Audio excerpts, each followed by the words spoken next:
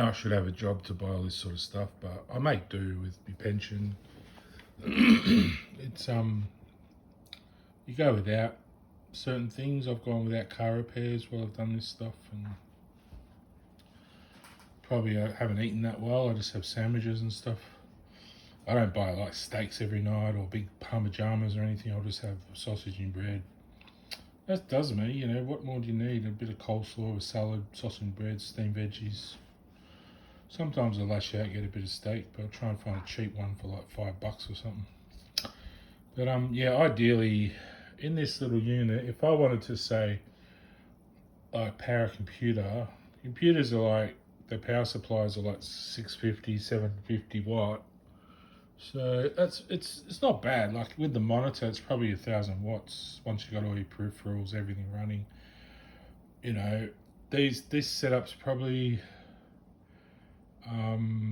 you know, 150 or something, or 200 watts. So you couldn't run your household stuff like that. Fridge is probably 150 watts over there, which I'm running at the moment, and I'm running this fridge. So this is on the load line at 12 volts, and then I've got the inverter at 230 going to the fridge, because fridges and stuff will run from 220 to 240. They have a bit of a like a fault tolerance. So most stuff's 230, and it will sort of fault tolerance to 240, 220, to either side of 230. So that's why they rate it at 240. Most stuff runs at 240. So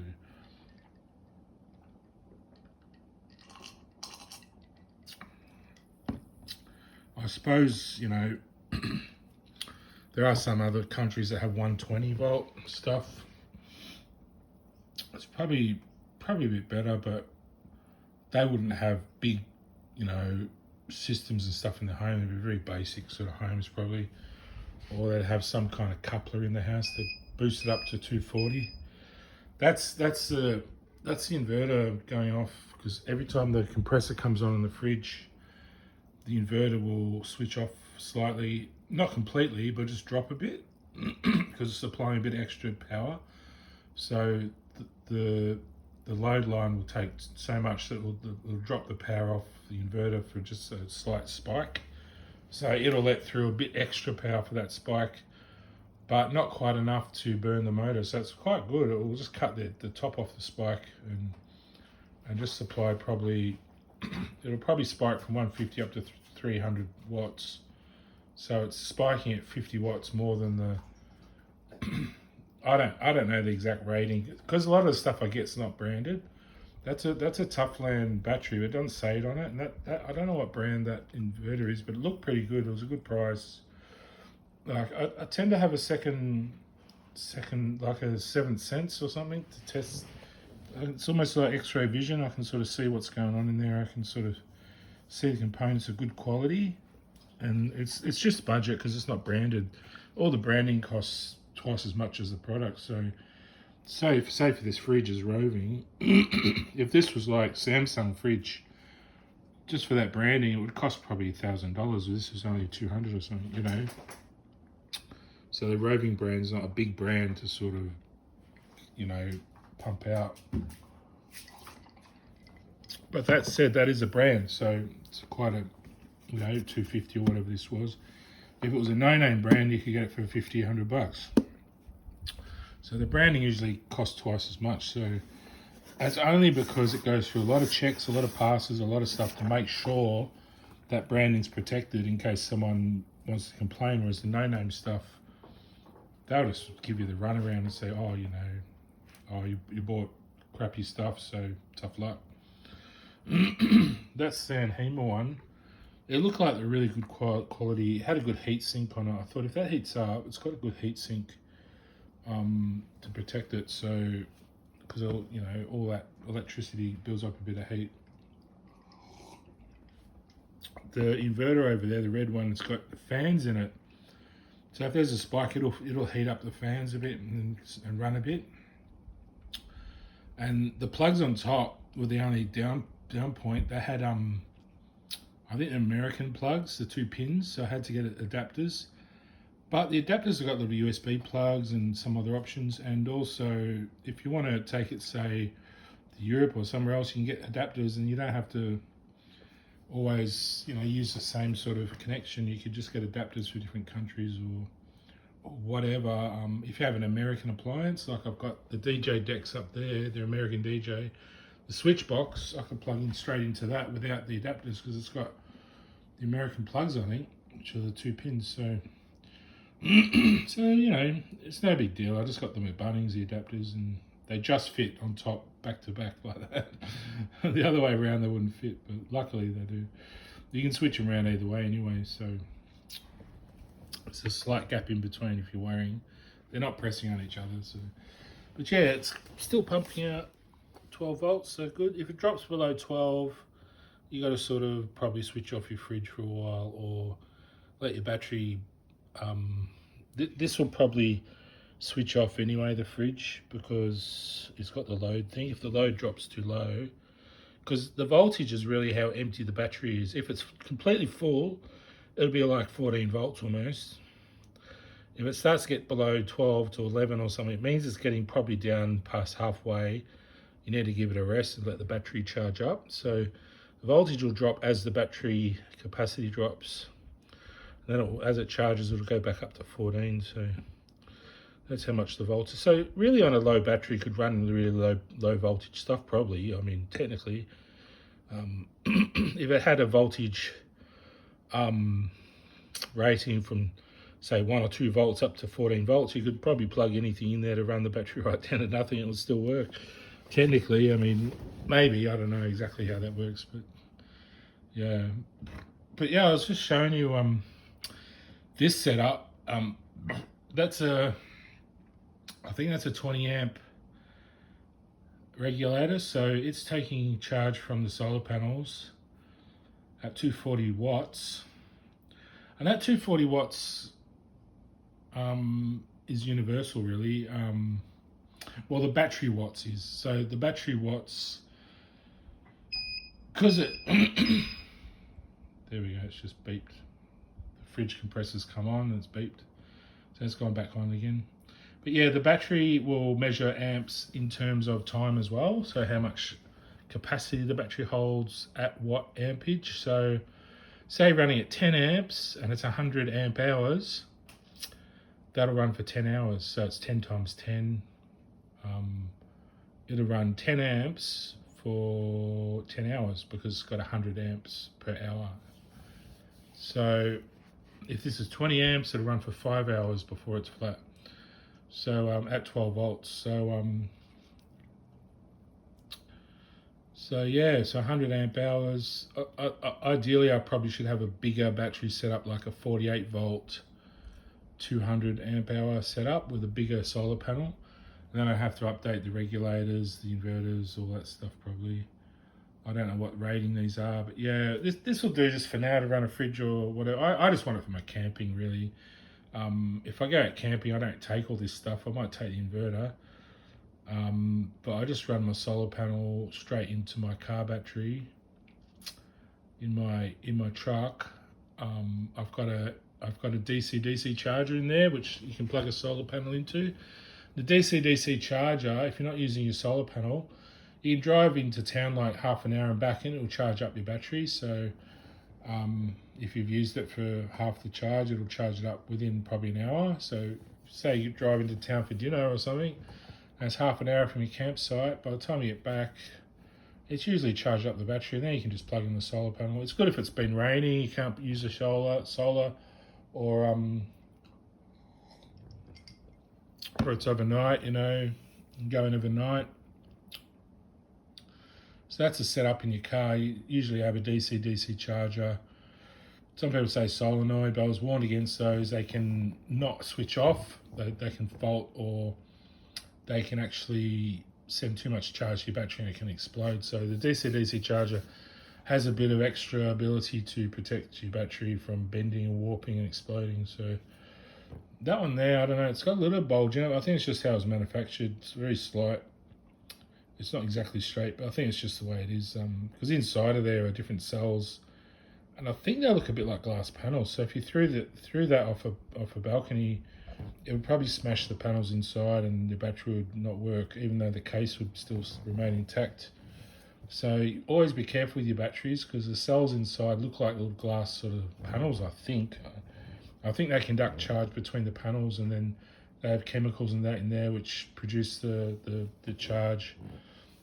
So how they work is, as those chemicals dry out, then when you charge them back up, they go back to like a liquid, I think, or something. I'm not sure, but they flow again, and it creates more charge, and then it charges up the cells, and then there's probably a whole explanation online how they work.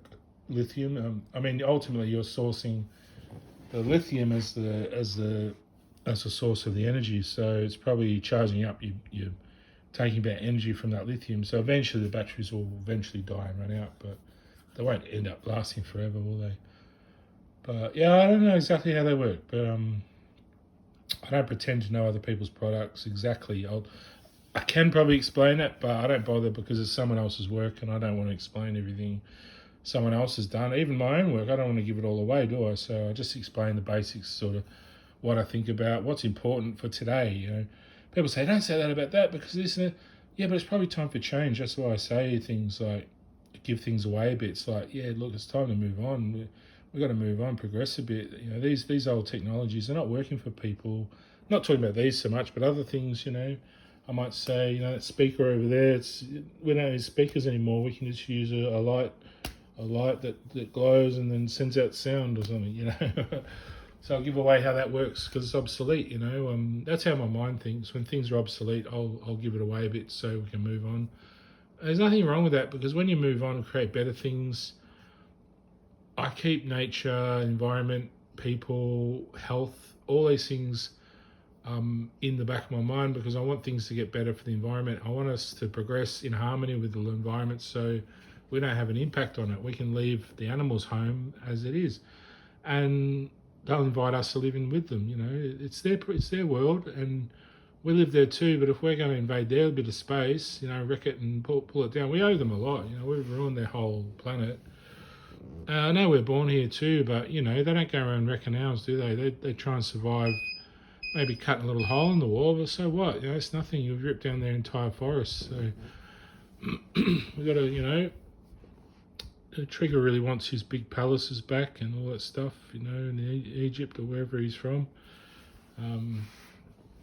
He's probably missing his swamps and things he likes to lay in, and his palace would be a big sort of, you know, probably help build by humans, because they're very good pets, but like my palace would be somewhere in Egypt, or somewhere in some forest somewhere, covered in trees, with natural sort of power sources, and at some point that's all been destroyed, you know. Probably time does it too. It's time to move on, start again. I might have died, and everyone might have decided to change everything and go back to basics. It might have been sort of a calamity where they thought everything was going to end, you know. They need to go back to starting again, sort of thing. I think we're sort of almost at that point, but we don't have to destroy everything. If we restore the balance and the damage, we can reverse. So you're sort of turning around in a curve and back on the straight road again, instead of dipping off the cliff, you know. So yeah, I probably need a better battery setup, 48 volt probably, with kind of a 60 amp supply. So whatever that is, how many watts. On my solar panel, that one only supplies 18 volts maximum, that solar panel. So it probably can go over, but it probably won't. It'll go up to about 18. Like if it was a boiling hot day, a bright light, it probably would dip up and down and go over the base, but 18 is probably what it's rated at. But so 12 is a good amount on this side. It's a bit cloudy, and so it can provide 12 volts. It is charging. It's stopped at the moment, or the light, that second green light flicks on, so the solar's working now. The battery's down by a third. That's why it's dipped down to almost 12 volts from 14. So the other little light is the on light, and the other one's the battery light. The other one's the solar panel light, the green one. So, and then the red ones are the battery capacity, how much is left. This one's charged fully up. This is a little lithium here too. This one slides in.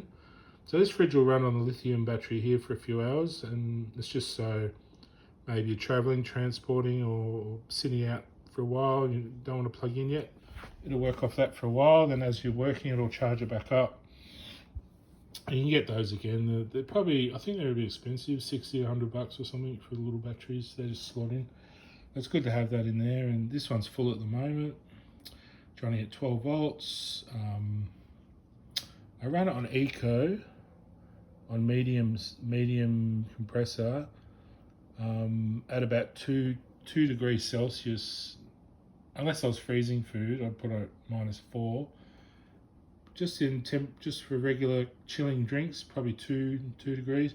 You can go from 4 to 0 chilling drinks, 4 degrees to 0 degrees. If you want to freeze your food, you got to probably go from 0 down to 4, -4. So I think it does minuses.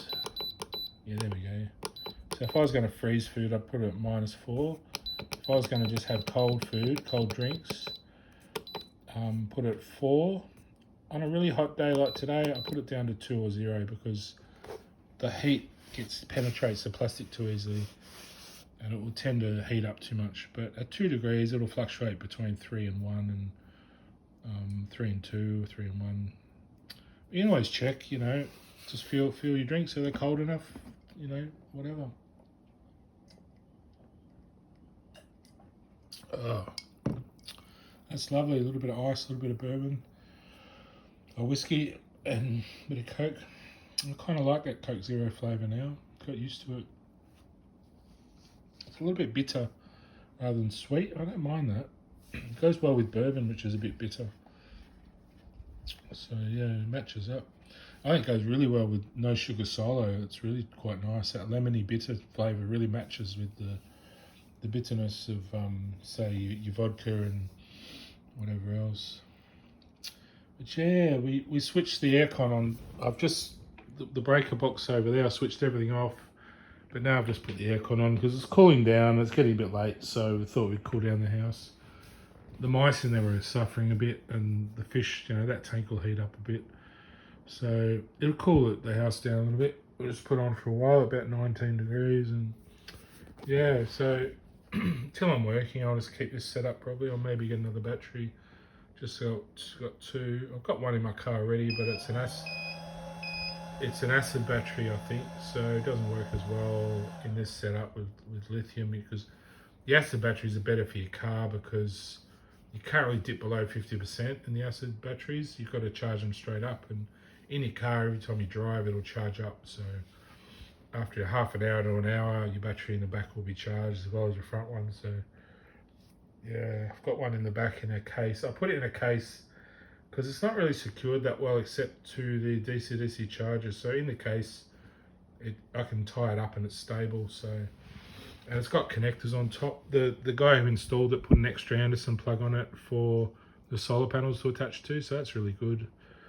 And it's got a lighter connector for putting lighter devices, so you can plug in your 9 or 12 volt or whatever it is. I think it's 9 volt in your lighter, or 12 volt. And it's got USB plugs and stuff. But yeah, and the extra Anderson ones on the sides, I think you can just use for 12 volts straight from your battery. The other one is for attaching the solar. It's an input one, it goes through the DC-DC charger into the battery. And then the battery's got a couple of terminals on top too. So say you want to attach another battery in your car, you just attach it in parallel to your terminals if you want the same voltage. So yeah, always check the DC-DC charger. If you want to double the voltage, make sure the DC-DC charger goes up to 24 volts, not just 12. So always match the rating at the same volts, and the amps, always make sure it's at least under the same amp rating, not over. Otherwise, the watts will just blow your system. It'd be too much power. So I think the supply's got to be at least equal or under, to match whatever else you have. So the volts should be the same. Voltage is like the continuous thing throughout your whole system. Some regulators, they'll come in 12, 24 and 48, and they'll switch depending on which solar panels you attach. So if you attach higher solar panels, it'll switch to the higher rating, but then also match it with your battery, so you get a higher battery or whatever you're doing. So I think the regulator will match your battery and independently match the solar panels, depending on the regulator. So always check what they do. Make sure everything works. You don't want an exploding battery or line, or make sure there's safety mechanisms. Don't always go for the cheapest thing, or the most expensive, because the most expensive is probably just there trying to rip you off, and the least expensive is probably there trying to rip you off in another way, wreck your stuff. So for me, if you're not on a good income, just go for the middle road stuff. It doesn't have to be fantastic. With the solar panels, I went for a little bit better quality. The Redarc, I found they were quite good. They match my DC-DC charger. I got a Redarc in there, and it was quite expensive. I won't lie to you. The whole installation, the Redarc, everything was $900 into my car, which was a lot for the DC-DC charger, which was something like $500. So when you go to a mechanic, often when you get them to do it for you, you're going to pay full price. So if you can do it yourself, save a bit of money with your mates, it's often better. Or buy stuff on sale and see if they'll put it in for you. Buy the stuff first, because often the mechanics will charge you full price, and that's a lot. 900 just for that, just for a DC-DC charger, because I supplied the battery as well, but it's quite a big job really, I suppose. But you didn't even put the covers back on my car properly, so they fall off around my feet. It's a bit, for that price, should at least put the covers on. I mean, I'm going to have to glue them on or something. I think the connectors don't connect because you put the wirings in too thick, and the cover won't quite clip on. So yeah, I mean, it is hard in cars, especially trucks. People don't worry too much about aesthetic. They just get the job done and give it back to you. They won't worry about the little things. They probably want you to go and do all that. But I think if you're going to do a good job on someone's car, for $900, just a bit of wiring, and you're paying by hour. That's the trick, isn't it? Often mechanics will charge $150, $200 per hour. So it takes them 2 or 3 hours. They're going to charge you $500 or whatever. Yeah. So anyway, that's that. Yeah, it's been good. That's 20 minutes. I might just... Oh, that's my timer going off. See, the compressor went on again. Did you hear it? It goes click. And then that switches off, or it drops. It doesn't switch totally off. It drops below the rating. So it looks like it says off, but really it's just feeding a bit extra power in there and then cutting off the peak and then supplying it back again. So it's a very good little inverter, that one, I found. It's only got the 2 sockets on top, but it's got also, I think it's got a plug down the side, on the side for your lighter. You know what I'm talking about. These ones here, you put your lighter, usually put your lighter in, but a lot of things have a lighter connector. And that can go on your battery in your car. It's got the 2 little connectors there. There's all sorts of things you can get. I've got this one. This is an Anderson plug one. So that can clip onto the battery, and then you can connect your Anderson plug to whatever you want to power straight from your battery. 12 volts. So just make sure the watt doesn't exceed the watts of the battery. So if it's a 60 amp, it's not going to last long. It's going to burn out your battery real fast. So make sure it's 10 amps or 20 amps or something, or 5, or low ampage at 12 volts.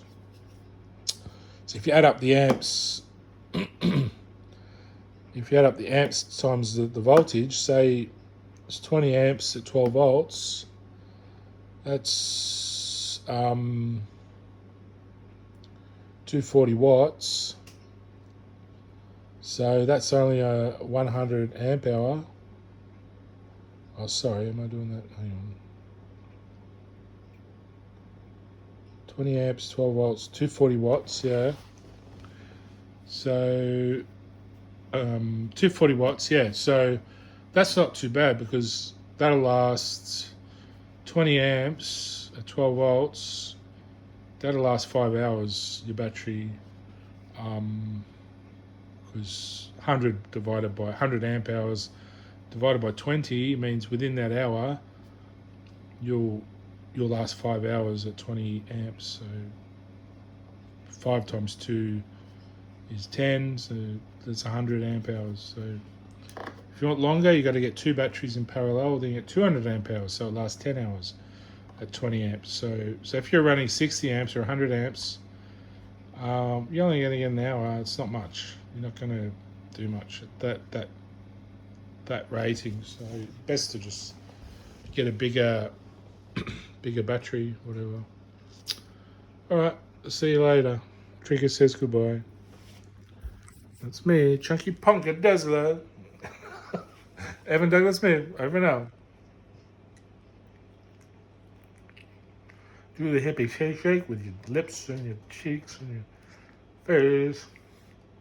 I'm dancing on the inside, it's coming out my face.